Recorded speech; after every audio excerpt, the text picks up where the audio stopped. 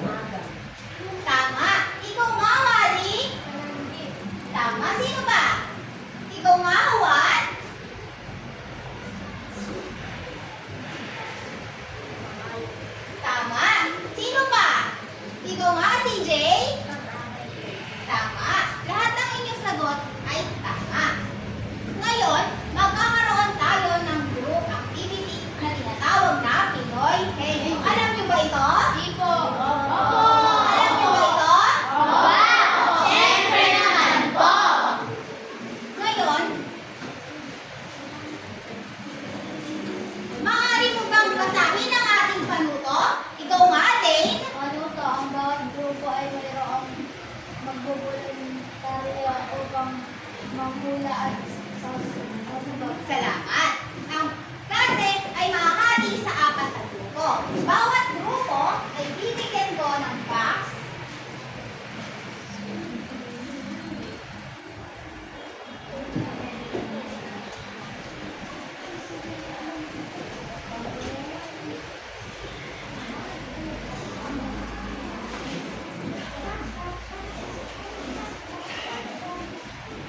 Bawat grupo ay mayroong magboboluntaryo na 2. Dito sa box na to nakalagay ang mga aralin natin kahapon.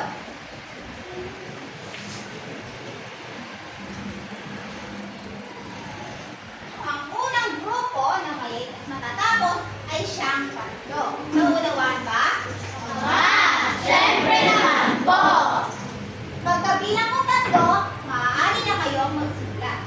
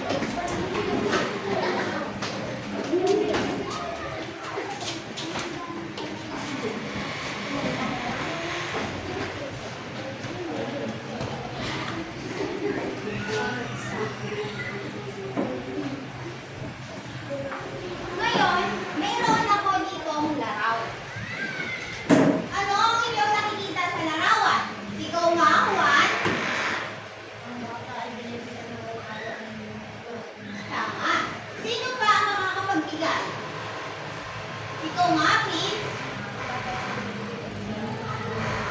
Magaling. Bakit binibigyan ng regalo ng mag-aaral ang kanyang guro? Ikaw nga, Maddie.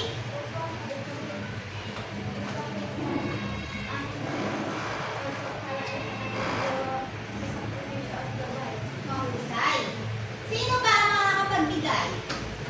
Ikaw nga, Josh. Tama.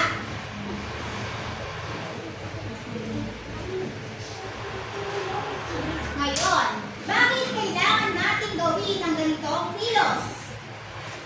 Ikaw nga, Maddie.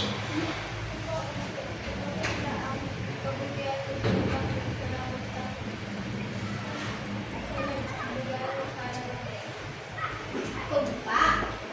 Ngayon, ano sa tingin nyo ang ating aralin? Ikaw nga, Kay.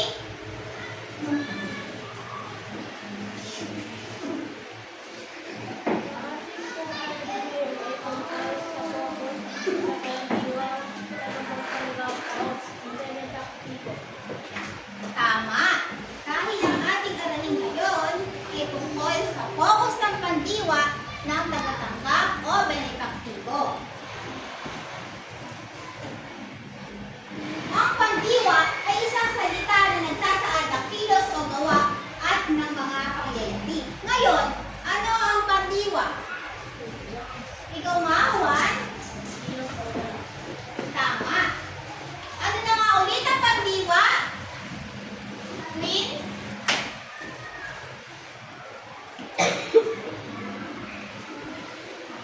Dance? Tama. Ngayon, maaari mo bang basahin ang kahulugan ng pandiwa? Ikaw nga, Jerry?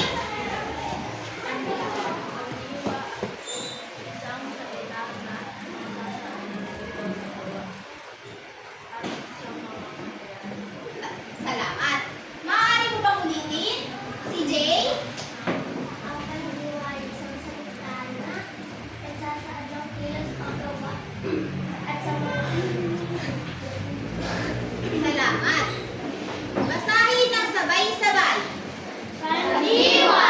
Ang pandiwa ay isang salita na nagsasaad ng kilos o gawa at sa mga pangyayari. Salamat. Dumako naman tayo sa focus ng pandiwa. Ang focus ng pandiwa ay isang relasyong mansematika sa paksa. Ito ay layo ng panlapit sa pandiwa. Ngayon, ano ang focus ng pandiwa? Ikaw nga, Juan?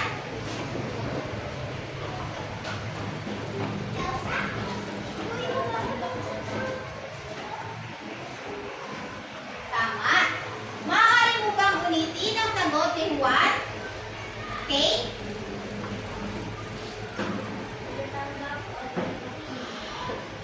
Tama. Ngayon, maaari mo bang basahin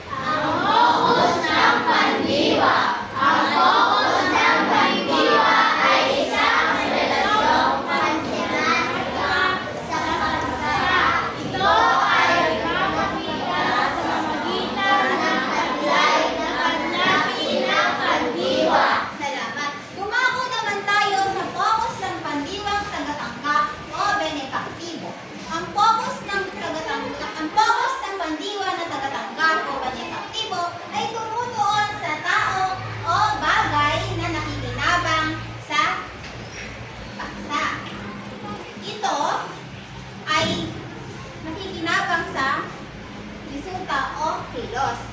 Ang paksa ay pinaglalaanan o inuwirang layon ng pandiwa. Ngayon, ano ang focus ng pandiwa ng tagatanggap o benefaktibo?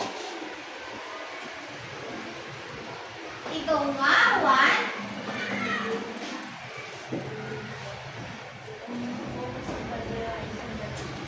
Tama. Maaari ka pa bang magbigay ng sagot, Prince?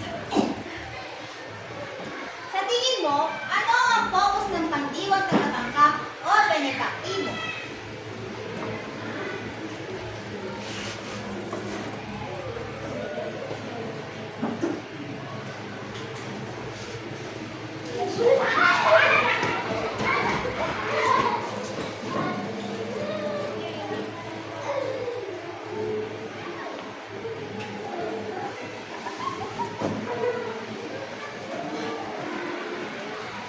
Tama. Ngayon, maaari mo bang basahin ang kahulugan ng focus ng pandiwang tagatanggap o benefaktibo? Ikaw nga, Dayan.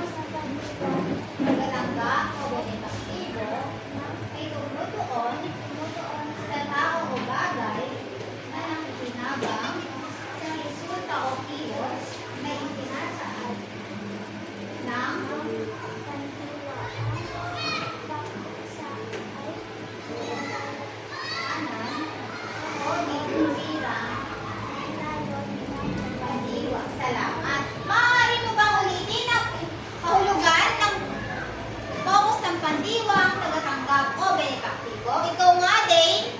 Ang focus ng pandiwa, tagatanggap o benefaktibo ay tumutuon sa tao o bagay na nakikinabang sa resulta o kilos na isinasaad pandiwa ang paksa sa pinaglalaanan o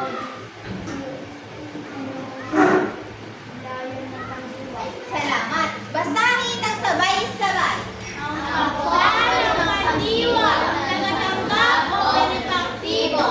Ang focus ng pandiwa, tagatanggap o benefaktibo ay tumutuon sa tao o bagay na nakikinabang sa resulta o kilos na isinasaad ng pandiwa. Ang paksa ay nagdalaman o di umirang layo ng pandiwa. Salamat. Ngayon, mayroon akong ilang halimbawa.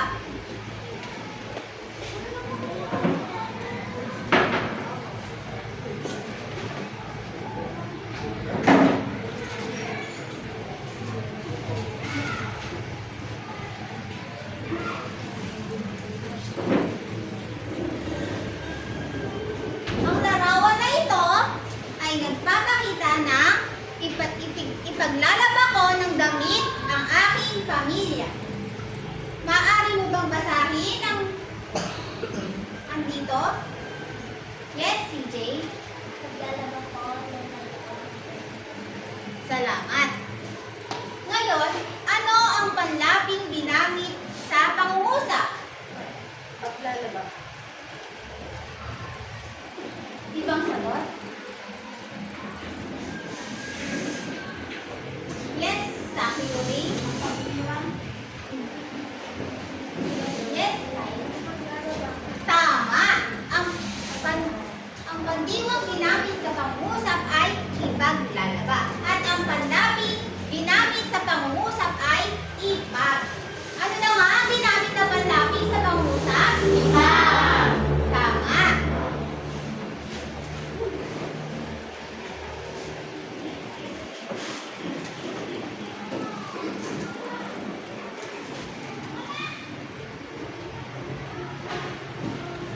Ang sunod na larawan ay nagpapakita ng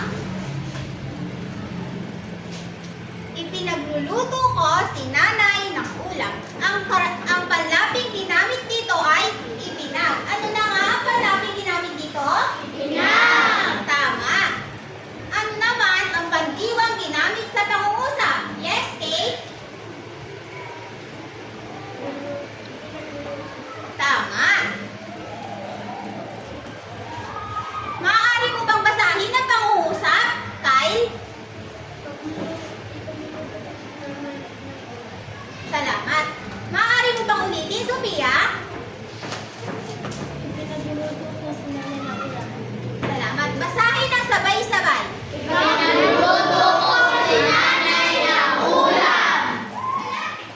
Ang pangatlong larawan ay nagpapakita ng ipangbibili ko ng mga damit ang aking inipon.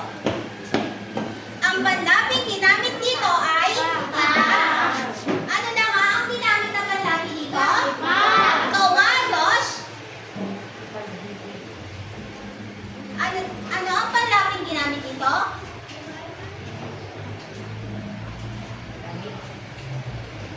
Tama.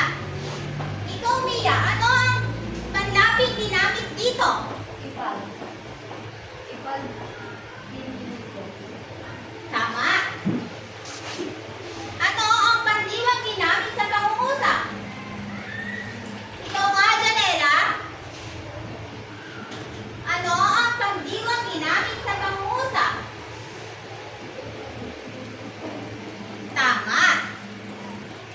Maaari mo bang basahin ang pangungusap, Dane? Ipang bibili ko ng mga damit ang aking inipon. Salamat. Maaari mo bang ulitin, Kate? Pagbibili ko ng mga damit ang aking inipon. Tama. Salamat. Basahin ng sabay-sabay. Ipinagluluto ko ang damit ng aking inipon. Mahusay. Naunawaan ba ang ating aralin? Siyempre naman po. Ulit nga, naunawaan ba ang ating aralin? Aba, siyempre naman po. Mahuhusay. Ngayon, magkakaroon tayo ng group activity.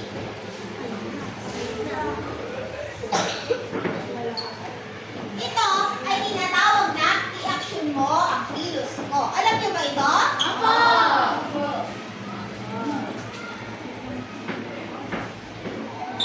Maaari mo bang basahin ang panuto? Ikaw nga, Dane.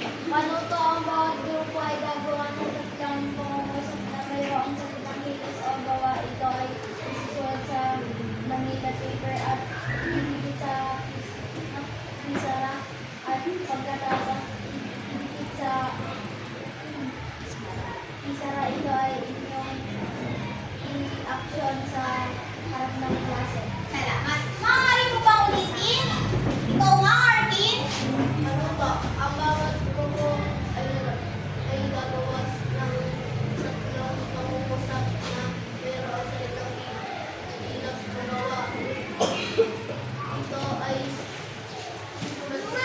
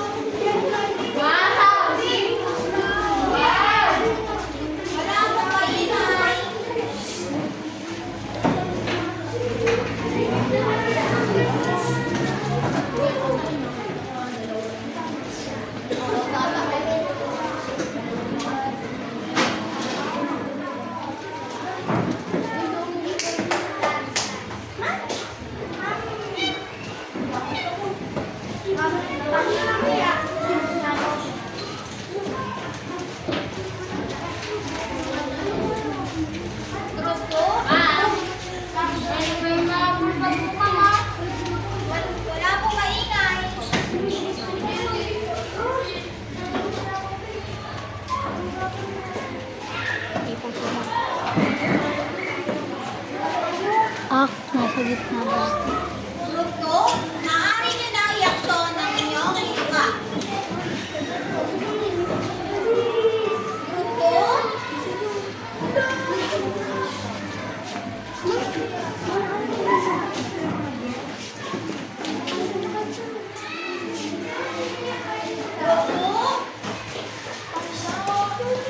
Ano ang inyong sinulat?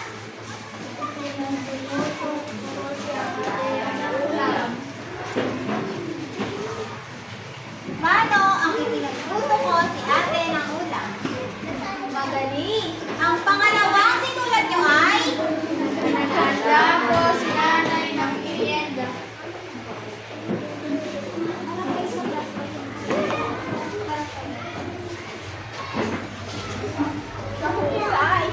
Ang pangatlong sinulat nyo ay?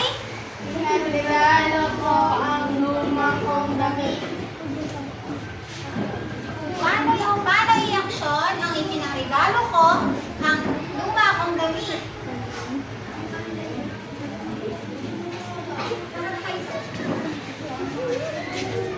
Magagaling, group 2. Maaari na kayong umupo. Ang kasunod ay ang group 1. Maaari nyo lang hiliin ang inyong ginawa.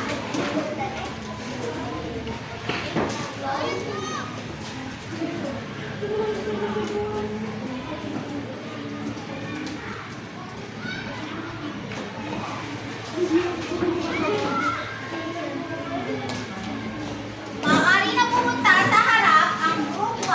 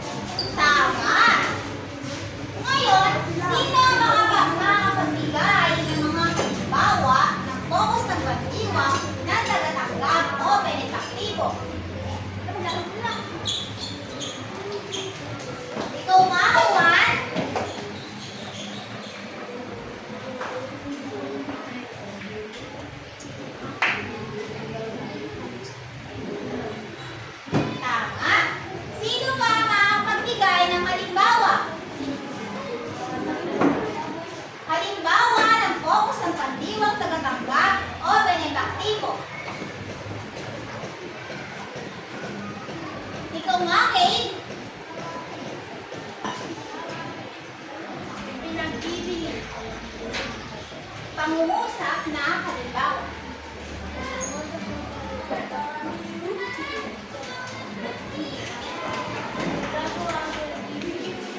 Tama.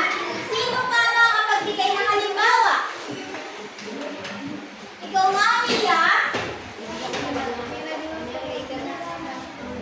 Mahusay. Ngayon, kung talagang naunawaan niyo na ang ating talakayan, mayroon akong inihandang maikling pagsusulit.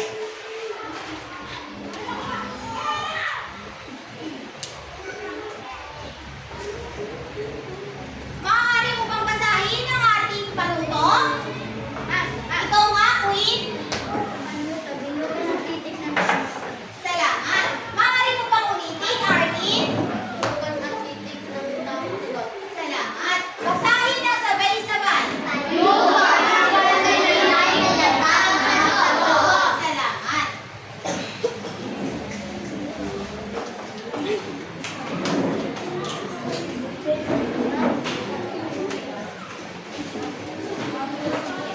Kumuha ng isa at ipasa sa likod.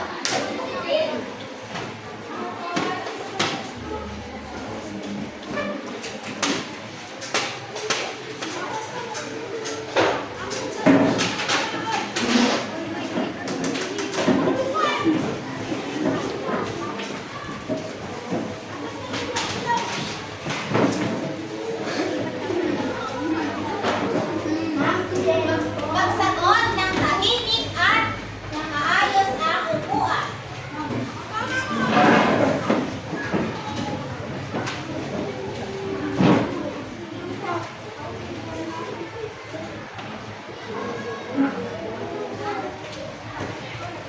Mayroon na ba ang lahat? Oo. At wala pa.